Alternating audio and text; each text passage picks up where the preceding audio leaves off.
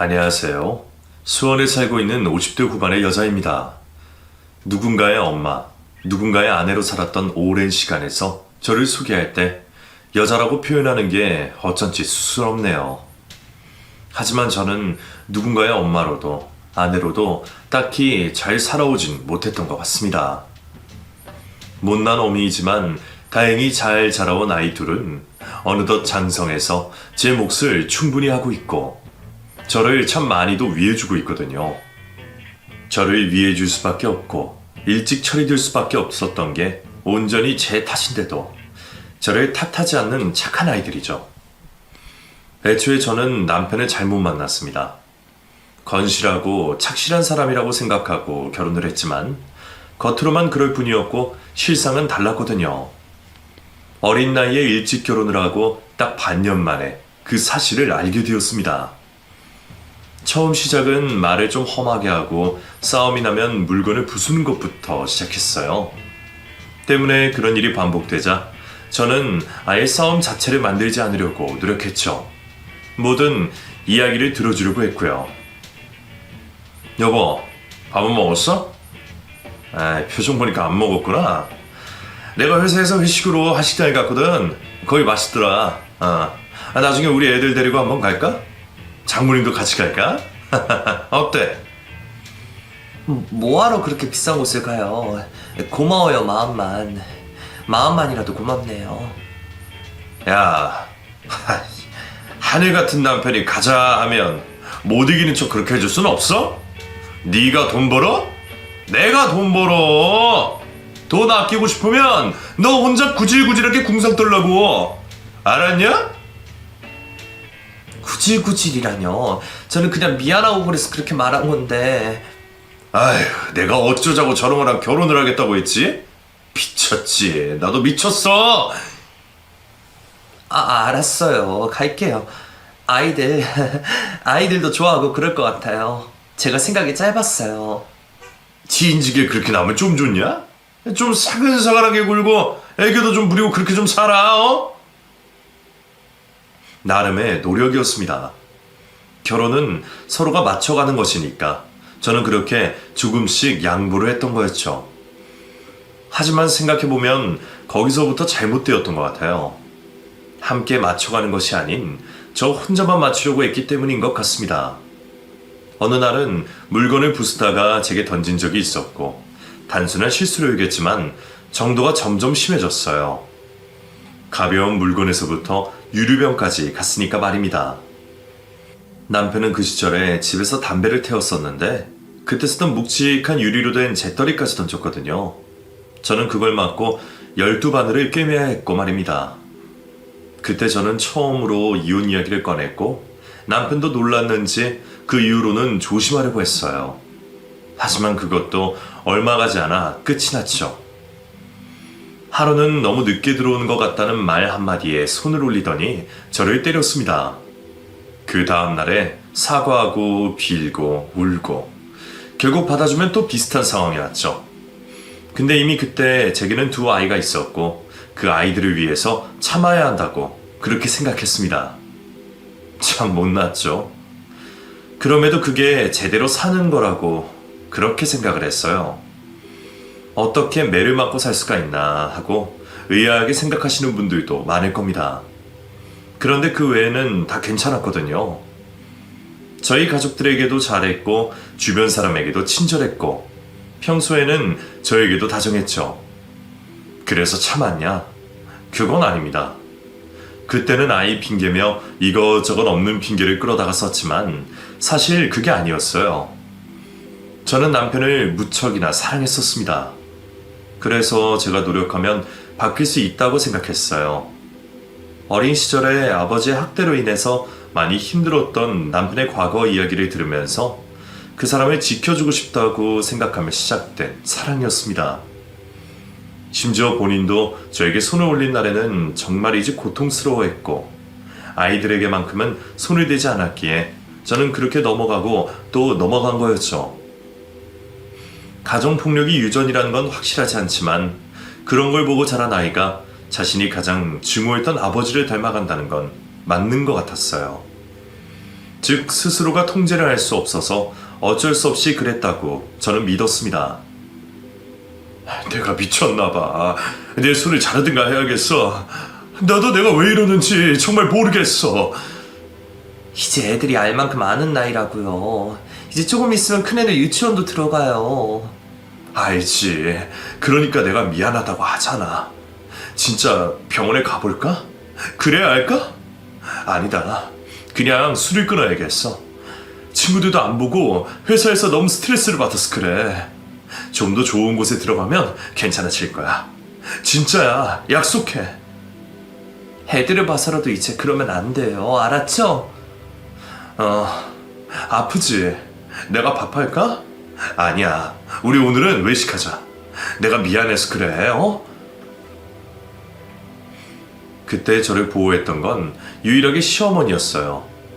시골에 사셨기 때문에 자주 볼 수는 없었지만 가끔 저희 집에 며칠씩 머물렀고 남편의 그런 행동을 눈치채셨죠. 아마도 당신 스스로가 가정폭력을 당했기에 남들보다 빨리 알았던 것 같습니다. 왜냐하면 남편은 재떨이를 던진 이후부터는 제 얼굴 근처는 절대로 때리지 않았었거든요. 다른 사람의 시선을 그만큼 중요하게 생각했기에 그랬던 거였습니다. 어쨌든 시어머니는 제 몸의 멍과 흉터를 확인하고는 당장 이혼을 하라고 하셨어요. 그리고 자신이 견딘 시간들을 모두 쏟아내셨죠. 요즘은 이혼 그거 흠도 아니다. 그럼 미친놈을 잡고 어떻게 살아? 내 아들이든 뭐든 난 너부터 살려야겠어. 네 아이들도 생각해야지. 저렇게 클 거야, 어? 싸우지만 않으면 괜찮아요. 제가 자꾸 말대꾸를 해서. 아유, 이 답답아. 그게 아니여. 싸움? 다툼? 그런 건 부부 사이에 당연한 거야. 그걸 왜 참고 견뎌? 너 머리가 모자라? 바보야? 너 당장 짐 싸서 나가. 제가 바꿀 수 있어요. 그 사람 많이 바뀌었고요. 네 몸에 상처, 가슴에 멍든 거 그거 난 멍든 부위만 봐도 알아. 그놈이 널 어떻게 공격했고 뭘로 때렸는지도 보인다고. 가슴에 멍이 드는 게 쉬운 줄 알아? 심지어 팔뚝은 잡고 비틀었지. 이게 부부라고 생각하니? 하지만 어머님, 나도 그랬어. 나도 너처럼 견뎠고 참았어. 우리 때는 그랬어. 그게 당연했고 이혼이라는 건 모르는 시기였어. 그래서 여자들이 도망가서 숨어 살고 그랬다. 하지만 너희는 달라. 이혼? 그게 뭐 흠이라고. 외국은 뭐 이혼 2번도 하고 그런다더라. 그 사람 병원도 다니기로 했고 약속도 했어요. 달콤한 말로 아무리 떠들어 봐라. 그 사람도 그랬어. 그 영감탱이도 그랬다고. 그렇게 때리고 난 뒤에 잘하더라. 미안하다고 하고 죽을 죄를 지었다고 하고. 그러면서 바뀌는 게 있었을 것 같아? 절대로 아니야. 내 자식이 그걸 배우지 않기를 바랬는데 어쩌면 이런 일이. 그날 남편이 들어왔을 때 시어머니는 몽둥이를 꺼내 들어 남편을 때렸습니다. 얼굴이고 뭐고 가리지 않고 두들겨 팼죠. 남편이 반항을 하는 족족 꼬집고 핥히고 머리카락을 당겨서 뜯어내는 걸 보고 경악을 했지만 반항 한 번 하지 않는 남편을 보니 눈물이 울컥 났네요.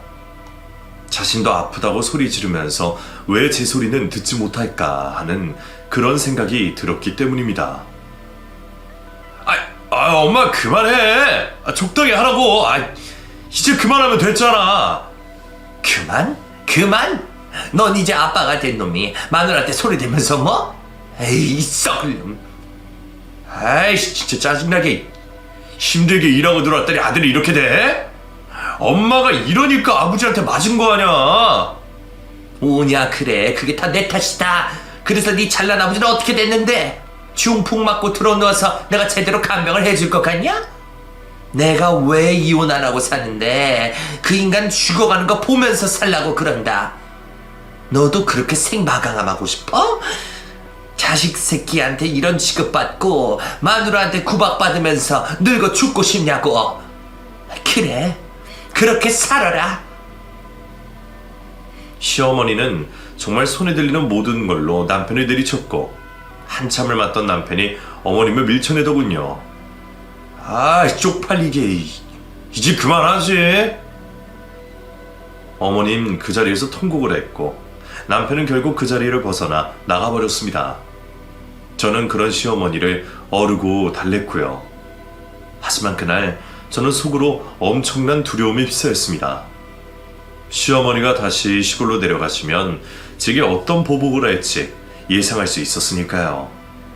그런데 그 이후로 한참을 잠잠했고 시어머니가 가신 이후에도 제게 손을 대지 않았습니다. 그게 일주일, 2주일이 지나자 제 가슴에는 희망이 피어났죠. 어쩌면 남편이 바뀌었을지도 모른다는 희망이었어요. 하지만 그것은 착각이었습니다. 남편이 아예 집에 들어오지 않는 날이 많아졌으니까요. 심지어 생활비조차 주지 않아서 생활이 힘들 지경이었습니다. 여기저기서 돈을 빌리고 융통을 해서 겨우 살림을 이어가는 수준이었죠. 당장이라도 일을 하고 싶었지만 당시 겨우 3살이었던 아직 어린 작은애는 손길이 필요한 나이였습니다. 여보, 생활비라도 줘요. 아이들 음식이라도 제대로 해줘야죠. 오랜만에 남편이 들어왔는데 돈 이야기부터 하네. 날 그동안 돈으로 본 거야? 제대로 돈 한번 벌어본 적도 없는 주제에 뭘 한다고. 그러니까 왜 우리 엄마한테 그걸 말해? 제가 말한 게 아니라 제가 다친 걸 보고. 아니라고 했어야지. 잡아떼면 그만인데 어디서 넋 놓고 다니다가 굴렀다고 하거나 동네 양아치한테 맞았다고 했으면 넘어갔을 일이잖아. 내가 그 일 때문에 얼마나 시들린 줄 알아? 남편 알기를 먹같이 하니까 네가 이런 거지? 어디 한번 너도 고생 좀 해봐. 난 괜찮아요. 근데 아이들한테 피해가 가니까 문제죠. 그러니까 그만 화 풀고. 화? 내가 지금 화가 난 것 같아? 난 그냥 오만정이 떨어졌을 뿐이야. 언제는 날 보호하고 싶다며, 날 바뀌게 해준다며. 그런데 그거 조금 맞았다고 시어머니 때 그걸 잃어? 넌 양심이라는 게 존재하긴 하냐? 네 편 들어주고 나 맞는 거 보니까 속이 시원하세요. 그래, 얼마나 좋았겠어. 내가 빗자루랑 신발이랑 에어박이랑 또 마늘 빻는 몽둥이로 맞을 때 웃었지? 그치? 속으로는 더 때려라 이러고 있었을 거 아니야. 말리지도 않았고. 여보, 너 당장 꺼져. 내 집에서 나가. 나 너랑은 못 살아. 소름 끼쳐서 어떻게 살아? 그러니까 여기서 당장 나가서 살아. 너 혼자 돈도 벌고 그렇게 살라고. 알았냐? 저는 결국 그날로 그 집에서 쫓겨났습니다. 정말로 신발도 제대로 신지 못하고 아이 둘을 끼고 말이죠. 그때가 초겨울이었습니다. 시간은 늦은 새벽이었고 저는 얇은 옷차림으로 아이 둘을 끼고 현관 앞에서 밤을 새워야 했죠. 하지만 남편은 결코 그 문을 열어주지 않았어요. 문제는 제가 갈 곳이 없었다는 겁니다. 기댈 친정도 형제도 없었으니까요. 그래서 제가 선택한 것은 시댁이었습니다. 제가 아이 하나는 없고 하나는 손에 끼고 시골로 내려갔을 때 시어머니는 저를 보고 엉엉 우셨어요. 그리고 양말도 신지 못해 꽁꽁 얹은 채 발을 잡고 미안하다고 하셨죠. 그렇게 저희는 그곳에서 살게 되었습니다. 당시 시어머니는 남의 집 밭일을 다녔었는데 저도 그곳에 함께하게 되었어요. 때가 되면 양파며 감자며 고사리며 일손이 많이 필요했기 때문이었습니다. 다행히 아이를 업고 할 수 있는 작업도 있어서 일손을 거둘 수 있었고 저 스스로 돈도 벌어보게 되었죠. 몇 푼 되지 않는 돈이었지만 그게 나쁘지 않았어요. 까맣게 타버린 얼굴이었지만 더 이상 아프지 않았고 아이들도 시골 생활에 차츰 적응해 갔습니다. 여자도 돈을 벌어야 해. 나도 저 인간 만났을 때는 그저 남자가 벌어주는 돈으로 살림하면 끝인 줄 알았다. 내가 언니가 셋이고 아래로 동생이 하나가 있는데 다 그렇게 살았으니까. 근데 살아보니 그게 아니더라. 돈이 있어야 힘이 생겨. 그런 것 같아요. 저도 남편 만나고 돈을 벌어본 적이 없다는 게 무섭더라고요. 이혼 도장은 찍었어? 아니요. 아휴, 차라리 확 딱 찍고 재산이라도 얼마 챙겨서 나오지. 이 미련 곰탱아. 엄밀히 따지면 나 너 시어머니다. 시어머니가 어떤 존재인 줄 알아? 내 아들 빼앗아간 며느리가 밉고 내 아들이 아까워 죽을 것 같아서 괜히 트집 잡고 그러는 존재야. 근데 난 뭐냐? 너한테 계속 미안해하고 이게 뭐냐고. 죄송해요. 너 그 성격 고쳐. 그렇게 착해 빠져서는 아무것도 안 된다. 여자는 순종적이다. 개뿔 뜯어먹는 소리야. 여자가 순종적이면 저런 폭력 쓰는 인간들한테는 그냥 먹잇감만 되는 거야. 알아? 욕도 좀 배우고 밭일하다 보면 근력도 늘어서 너도 같이 패고 그래. 알았어? 실제로 저는 그곳에서 시어머니에게 욕하는 방법도 배웠습니다. 그리고 함께 밭일을 하는 분들 중에 입이 거친 아주머니가 계셨는데 저를 잡고는 싸우는 연습까지 시키셨죠. 조금 엉뚱하긴 했지만 그런 시어머니가 싫지 않았어요. 저를 이해하고 유일하게 신경 써주는 존재였으니까 당연했을지도 모릅니다. 그리고 무엇보다 시어머니는 몸소 그걸 제게 보여주시곤 하셨죠. 여보, 반찬이 이게 뭐야? 그러니까 풀밖에 없네? 난 고기 먹을 건데 아픈 사람은 이런 거 먹어야 해. 그러니까 군 말하지 말고 이거나 잡숴. 아, 고기 줘. 고기 먹고 힘쓰면 또 나 때리시게? 감자를 얻어 터지기 전에 닥치고 드셔. 그러게 중풍 걸리기 전에 나한테 꽃이라도 안겨 써봐. 이러고 사나. 영감은 평생을 후회하면서 풀이나 뜯어요. 그래야 오래오래 살면서 내 서러움 다 풀어주지. 그치? 이게 정말 내가 당신 가만 안 둘 거야. 할망구 너 죽일 거야. 네네, 저 앞에 저승사자 왔네. 아, 근데 내 이름이 아니라 당신 이름을 부르네. 얼른 오라고. 망할 옆에 내가 이 미친 할망구야. 내가 만약에 먼저 죽잖아? 그럼 당신은 욕창이 생겨서 피부가 썩어가다가 뒤질 거야. 근데 그걸 누가 보기나 해? 아무도 안 봐. 그걸 보는 건 오로지 당신뿐이야. 피부 위에 구더기가 지나가는 걸 보다가 뒤질 거라고.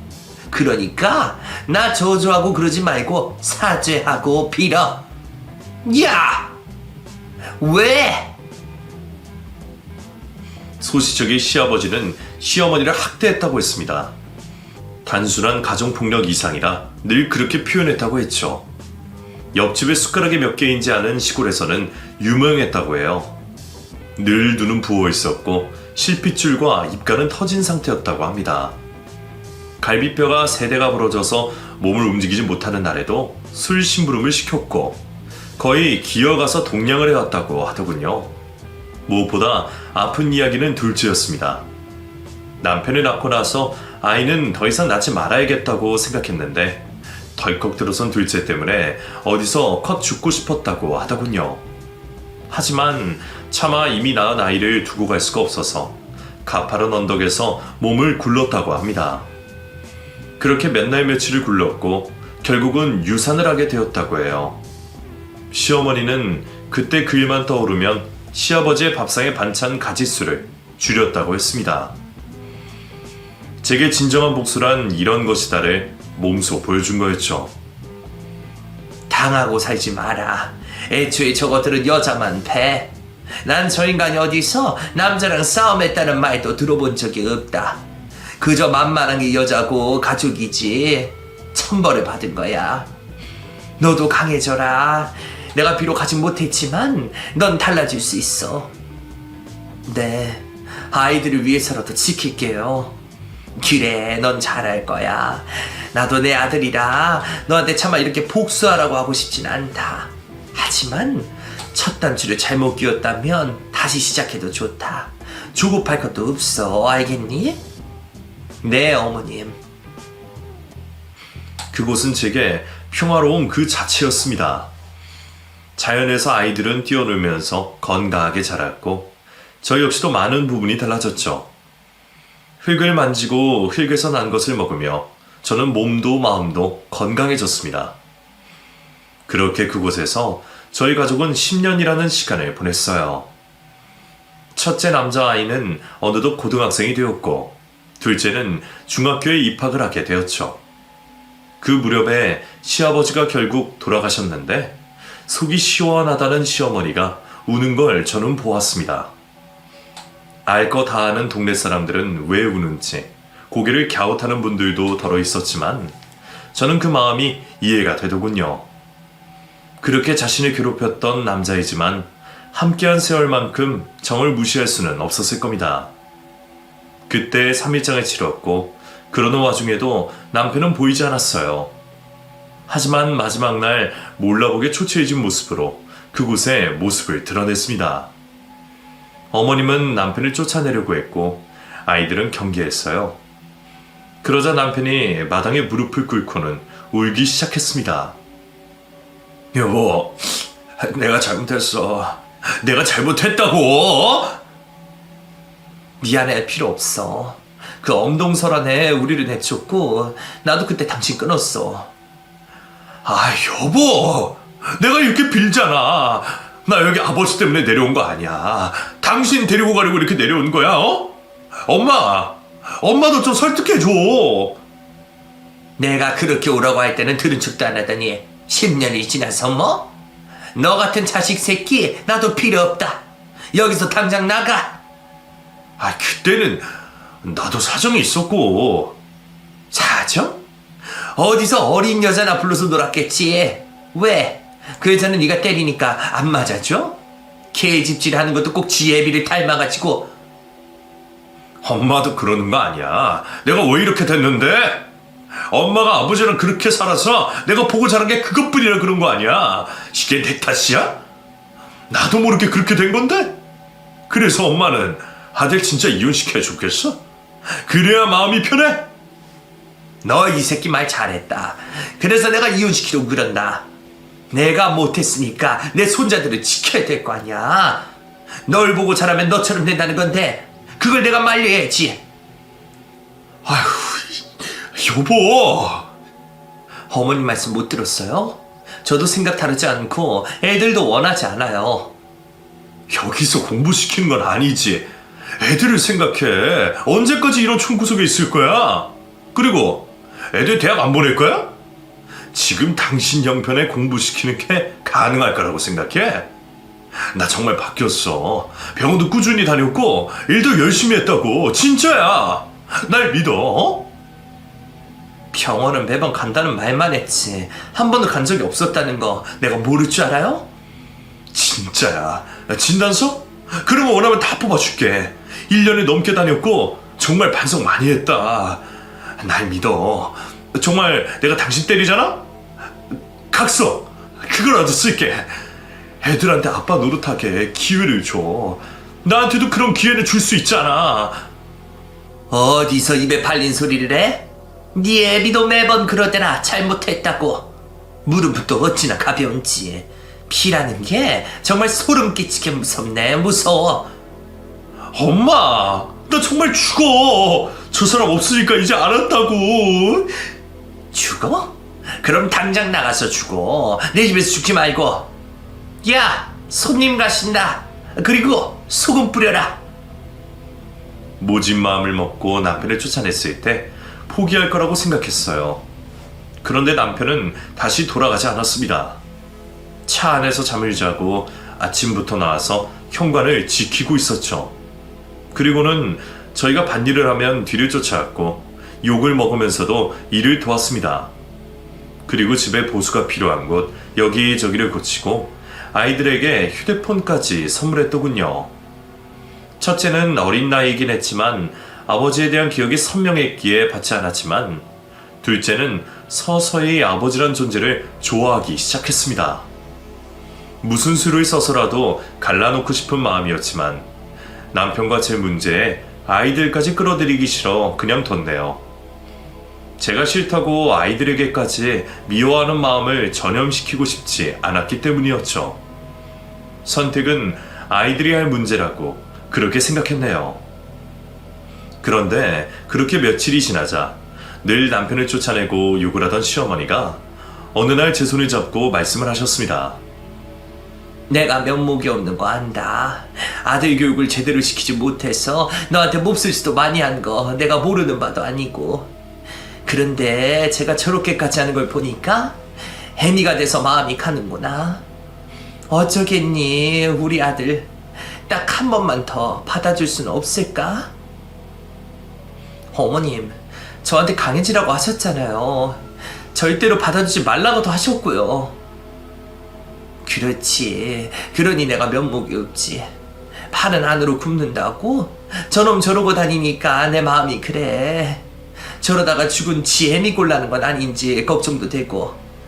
그래서 너한테 부탁을 하는 거야. 어쩌면 변했을지도 모르잖아. 저렇게까지 하는 걸 나도 본 적이 없고. 저 사람 안 변해요. 잘 생각해봐라. 첫째는 공부도 잘하고 둘째는 운동도 잘하는데 돈이 많이 들어. 나도 이제 나이가 들어서 제대로 일을 하기 힘들고. 그러니 애미야, 네가 한 번만 봐주면 안 될까? 싫어요. 정말 싫어요, 어머님. 그냥 잠깐이라도 믿으라는 거야. 잠깐만이라도. 다시 오면 그만이지. 그때는 돈도 들고 와라. 이혼하면 위자료? 재산 절반인가 그런 거 준다더라. 그땐 내가 두말하지 않을 테니. 어쩌면 그게 핑계일지도 모르죠. 저는 등 떠밀리는 것처럼 못 이기는 것처럼 남편을 따라 나섰습니다. 첫째는 가지 않겠다고 했지만 결국 저를 혼자 보내지 못하겠는지 함께 길을 나섰죠. 덩치는 산만해서 죽는 길을 따라 나서는 사람처럼 침울한 표정을 하고 있는 걸 보니 정말 죄책감이 많이 들었습니다. 모든 게 제 욕심이고 미련이라는 생각도 했어요. 시어머니가 그렇게 말하더라도 죽기보다 싫었다면 그곳에 남아있었을 테니까 말입니다. 미련 혹은 정? 그게 뭐든 아이들을 위한 것도 분명히 있었어요. 제 아들들이 다른 아이들처럼 그렇게 평범하게 자라길 바랐기 때문입니다. 특히나 머리가 좋아서 공부를 잘했던 첫째는 대학교가 아닌 취직에 관한 이야기만 제게 해서 늘 마음이 아팠었거든요. 물론 아이는 핑계라고 손가락질해도 어쩔 수는 없었지만 정말로 꽤 많은 부분을 차지하고 있었던 것은 사실이었습니다. 처음에는 경계심과 의심으로 남편을 바라봤어요. 작은 행동에도 주시했고 일부러 시비도 걸어봤습니다. 하지만 반응이 없어서 마치 제가 나쁜 사람이 된 것 같은 기분까지 들었네요. 그리고 정신이 없었던 게 그곳으로 옮기고 난 이후에 전학이라든가 여러 문제로 좀 바빴죠. 그런데 그렇게 한 달, 두 달이 흘렀을 때 남편은 제가 예상한 것과는 전혀 다른 방향으로 나가더군요. 제가 살아오면서 그렇게 잘해준 것은 처음이었다고 해야 할 정도였습니다. 마치 저를 때린 다음 날을 보는 느낌이었어요. 그런데도 저에게 손을 올리거나 언성을 높이는 일이 없었죠. 그게 반년 정도 되었을 때는 첫째 아이도 남편에 대한 경계를 풀고 짧은 대화를 나눌 정도였으니까요. 솔직히 좀 놀라긴 했습니다. 진짜 반성을 한 건가? 정말 사람이 바뀔 수도 있는 건가 하는 생각으로 머리는 혼란스러웠고요. 모의고사 성적 이렇게 잘 나왔어. 엄마, 나 잘하면 장학금 받고 인서울 할 수 있을 것 같아. 그래?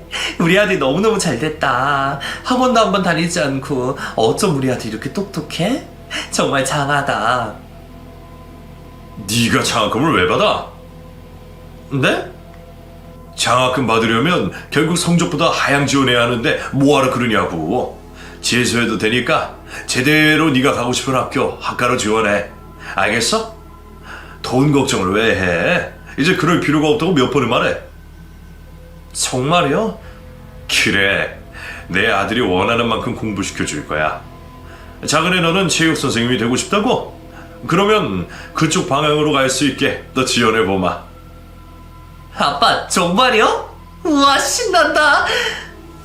그리고 그래, 너도 고집 피우지 말고 남은 학기 동안 과외나 학원 알아봐라. 다른 애들도 다 다니고 있는데 그런 건 이유가 있고 결국에는 확실히 도움이 될 거야. 감사합니다. 무엇보다 그 사람은 아이들에게 좋은 사람이었습니다. 시골에서 밭농사만 하던 저와는 달리 수능에 관한 자료들을 검토하고 또 필요한 것들을 잘 알아봐 주었거든요. 그저 건강하게만 자라라고 이야기하던 저와는 수준이 달랐다는 겁니다. 그 나이 또래에게 필요한 게 뭔지 알고 있었고 원하는 걸 사줄 수 있는 능력도 있었어요. 당시의 남편은 막 공기업으로 이직한 상태였는데 이전 직장보다 대우도 좋은 건 둘째치고 안정적이고 노후 대비도 가능했죠. 물론 일은 많은 모양인지 퇴근이 꽤 늦긴 했지만 그럼에도 늘 저와 아이들을 우선했습니다. 당신 이게 뭐야? 네? 어느 날은 카드 명세서를 들고 저를 부르더군요.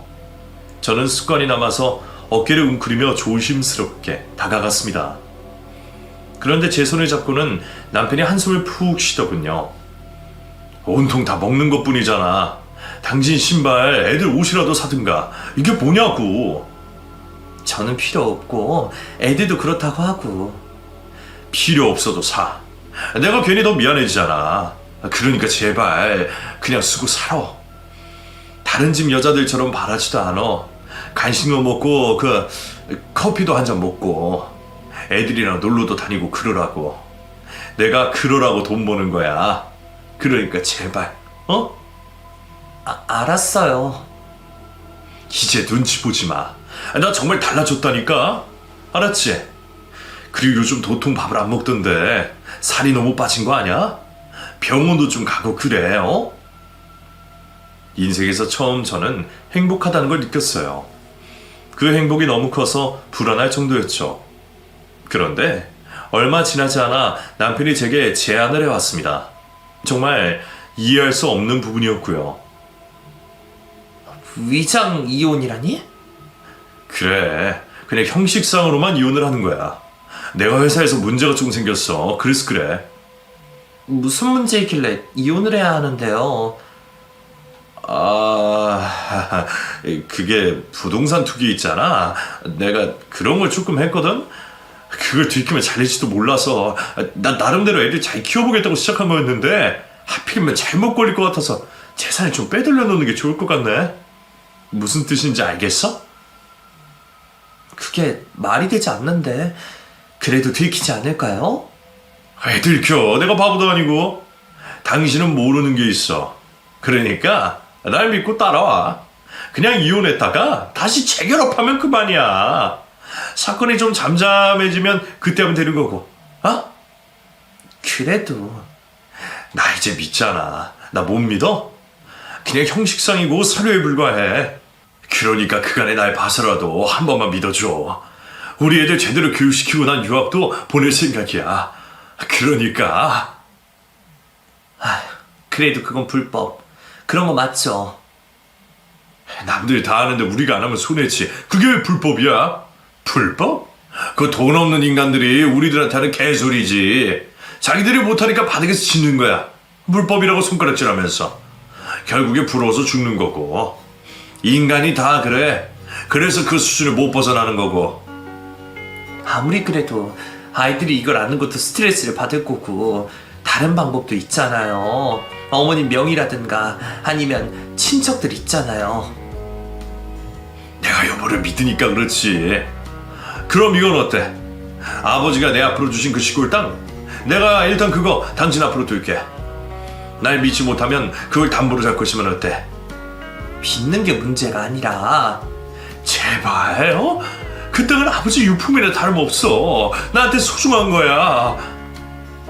남편은 꽤 오랜 시간 공들여 저를 설득했고 저는 대신 아이들이 이 사실을 모르게 해달라는 조건으로 수락을 했어요. 아무리 서류상이라고 하지만 아이들이 알면 신경을 쓸 것 같았기 때문입니다. 남편은 그 즉시 시골 땅을 제 명의로 바꿔줬죠. 비록 금전적으로는 아무런 가치도 없는 돌밭이었지만 의미가 있는 곳이었기에 남편의 진실함을 믿었네요. 그때까지는 모든 게 수월하고 완벽하게 흘러간다고 그렇게 생각했습니다. 제가 위안 말기 판정을 받기 전까지였죠. 비록 간략한 한 줄에 불과했지만 그때 저는 하늘이 무너지는 기분이었습니다. 계속 불행하기만 했던 제 삶에서 행복한 한순간이 찾아오자마자 죽으라니 너무 화가 나더군요. 몇 달 전부터 소화가 되지 않고 먹는 족족 구토를 했을 때도 설마 했습니다. 어린 시절에도 크고 작은 병치레 없이 컸기에 제게 이런 일이 생길 거라는 생각도 한 적이 없었고요. 수술을 하고 치료를 받으라는 말을 했지만 이미 너무 퍼진 상태라 많이 어려울 거라는 시한부 판정을 받았죠. 그런데도 저는 남겨진 아이들을 떠올리면서 너무 억울했고 분했고 슬펐습니다. 왜 내 인생은 이렇게 기구할까? 왜 나만 이런 시련이 오는 걸까? 하늘을 원망했죠.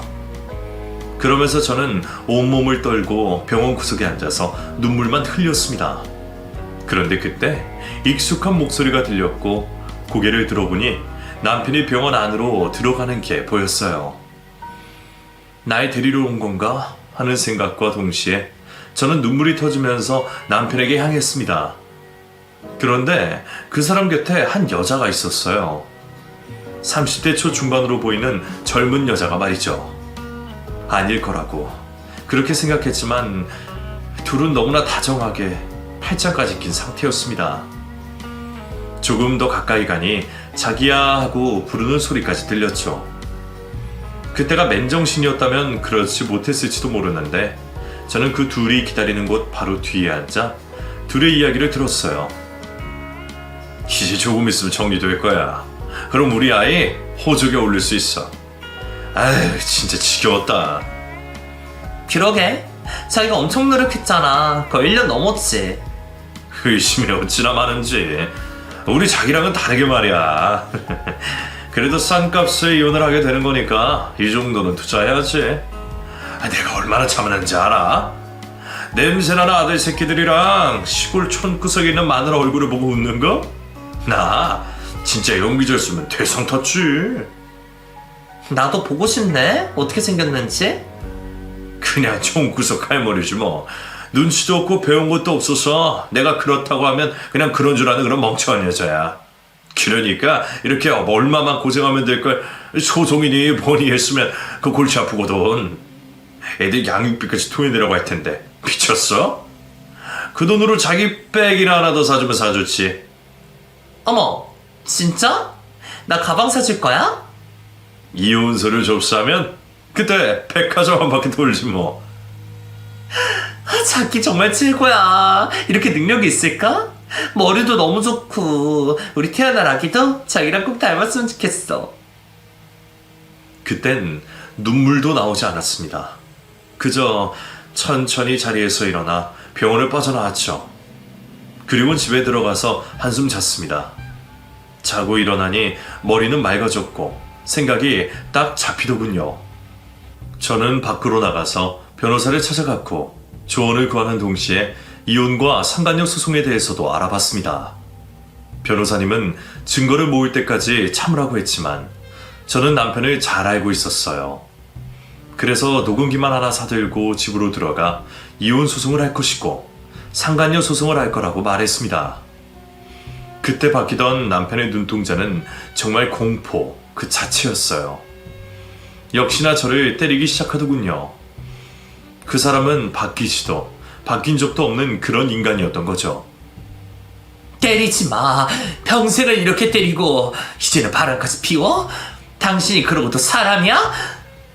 아주 짓을 하면 쳐 맞아야지. 매는 약이야 약. 너 같은 미친 것들한테는 아주 잘 듣는 약이지. 내가 오늘 너 적어도 기어다니게 패줄게. 강제로라도 이혼 서류에 도장 찍게 해줄 거야. 나 시한부야. 나 안말기라고. 이렇게 때리면 안 되는 거잖아. 넌 인간도 아니야, 쓰레기. 뭐? 안 말기? 그래서 뭐?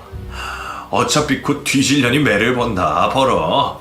나한테 고마워해 알았냐? 이렇게 빨리 뒤지게 다 때려줄 테니까. 저는 그것들을 고스란히 녹음시켰습니다. 그리고 마침 아이들이 들어왔고 제가 맞는 모습에 두 아이들이 달려들어 남편을 떨어뜨려 놨죠. 저는 천천히 일어났습니다. 그리고 녹음기를 끄고 남편의 급소를 발로 찼죠. 아이들에게 똑바로 잡으라고 하자 발을 걸어서 넘어뜨리기까지 하더군요. 그래서 저는 제 앞에 무릎을 꿇고 소리를 지르는 남편의 뺨을 쳤습니다. 상간녀 소송은 할 거야. 하지만 난 그녀 밉지도 않아. 왜? 어차피 너 같은 인간을 데리고 사는 게 지옥일 테니까. 그리고 넌 이제 끝이야. 저는 녹음기를 들고 집을 도망치듯 나왔고 바로 그 사람 회사로 발길을 돌렸어요. 일반적인 회사가 아니라 공기업이었기에 가능한 일이었죠. 저는 그걸 들고 감사실로 갔습니다. 그리고 그곳에서 제 사정을 설명했죠. 그랬더니 공기업 이미지에 타격이 가기 때문에 불륜에 관한 일도 징계의 사유가 되며 파면 절차가 따로 마련이 되어 있다고 하더군요. 하지만 제보만으로는 처리하기 어렵고 증거와 첨부 서류 등을 제출하라고 했고 저는 녹음기와 예전부터 가지고 있던 병원 기록 진단서까지도 모두 주었습니다. 처리 절차는 징계위원회를 소집한 이후에 이루어진다는 답까지 받아왔네요. 무엇보다 그렇게 파면이 되면 퇴직금도 받을 수 없다고 했죠. 저는 그곳으로 그치지 않았고 백화점 앞에 섰습니다. 제 후줄근한 차림을 보면서 머뭇거리긴 했지만 마음을 다잡고 그곳에 들어갔죠. 그리고는 손에 잡히는 걸로 긁을 수 있는 만큼 긁었습니다. 아들 시계부터 시작해서 제 가방, 구두, 옷까지 말이죠. 컴퓨터와 태블릿이라는 것도 결제를 했어요. 그것이 아들의 대학 입학 축하 선물이라고 생각했습니다. 너 미쳤어? 내 카드로 뭐 하는 짓이야? 너 집에 당장 들어와 얼른! 현금 출금도 되더라. 카드 정지했니? 근데 이미 난 돈을 뽑아버려서 어쩌지? 네 여자친구, 아니 너 놈새 샌드백한테 사줄 핸드백은 한참 있다가 사야겠다. 이게 진짜 죽을 날 받아놓으니까 보이는 게 없어? 이 미친년 개같은... 뭐? 욕이 고작 그거냐? 내가 한번 욕 제대로 해줄까? 차마 그 욕을 여기에 쓸 순 없지만 남편이 말도 제대로 못할 정도로 엄청나게 심한 욕, 그것보다 더 심한 욕으로 응징까지 해줬죠.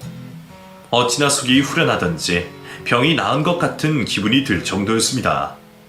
그 뒤로는 꽤 긴 소송이 진행되었어요.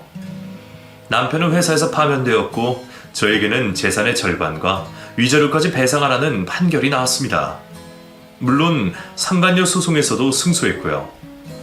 들리는 소문에는 그 상간녀와도 잘 되지 않고 헤어지고 빈털터리 신세로 지내고 있다고 합니다. 한때는 잘 나가던 사람이 한순간에 직장도 여자도 잃고 파산까지 했다고 해요. 내가 다시는 그런 짓 안 할게. 진짜로 안 할 거야. 여보, 우리 엄마를 봐서라도. 당신 아픈데 애들은 어쩔 거야. 애들 생각은 안 해? 애들 생각. 매번 그 핑계로 너 같은 인간이랑 살았어. 근데 애들을 위해서도 너랑은 안 살아. 너 같은 인간한테 물드는 것보다 혼자 사는 게 훨씬 나아. 당장 꺼져. 왜 말을 그렇게 함부로 해? 입이 너무 거칠다? 전에 했던 욕 다시 또 해줄까? 너도 이제 늙었어. 내가 너보다 운동도 많이 해서 힘도 더 세고. 왜? 너희 아버지처럼 그렇게 살고 싶어? 내가 그렇게 해줄까? 야! 여보, 제발 나 진짜 죽어. 제발 어디 가서 좀 죽어라. 저는 소송으로 받은 재산과 위자료로 그 나이 대학까지 보냈습니다. 몇 번을 저희를 찾아와 다시 받아달라고 빌다가 윽박지르고 했지만 위협적으로 큰 덩치의 큰애와 작은애의 재지로 벗어날 수 있었네요. 물론 저도 머리털 좀 뽑아주고 욕도 했죠. 그래도 근처를 어슬렁거리는 게 못마땅해서 저는 아들과 이사를 해서 수원에서 살게 되었습니다. 저희는 첫 집이었지만 사실 이곳에 머무른 것보다 병원에 있던 시간이 더 길어요. 시어머니도 제 병간호를 위해 병원 생활을 하시고 계시죠. 수술도 했고 항암 치료도 했고 노력도 했지만 폐까지 진행이 되어 일주일 전 더 이상은 어렵다는 말을 들었습니다. 하지만 저도 이제는 받아들이려고 해요. 이제 작은 애도 어엿한 성인이 되었기 때문이죠. 원망도 많이 했지만 괜찮아졌습니다. 제 온전한 삶의 기쁨인 두 아이가 너무 잘 자랐으니까요. 저는 비록 언제 죽을지는 모르지만 저를 기억하는 사람들이 있어서 기쁩니다. 시어머니는 저를 따라가겠다며 계속 우시는데 그게 가장 마음에 걸리네요. 비록 저는 이렇게 가지만 남겨진 사람들이 저를 위해 조금만 덜 울길, 덜 슬프길 바라봅니다. 그게 제 마지막 바람이니 다들 너무 힘들어하지 않았으면 좋겠어요. 마지막으로 시어머니와 저희 두 아들에게 꼭 전해주세요. 내가 많이, 정말 많이 사랑한다고.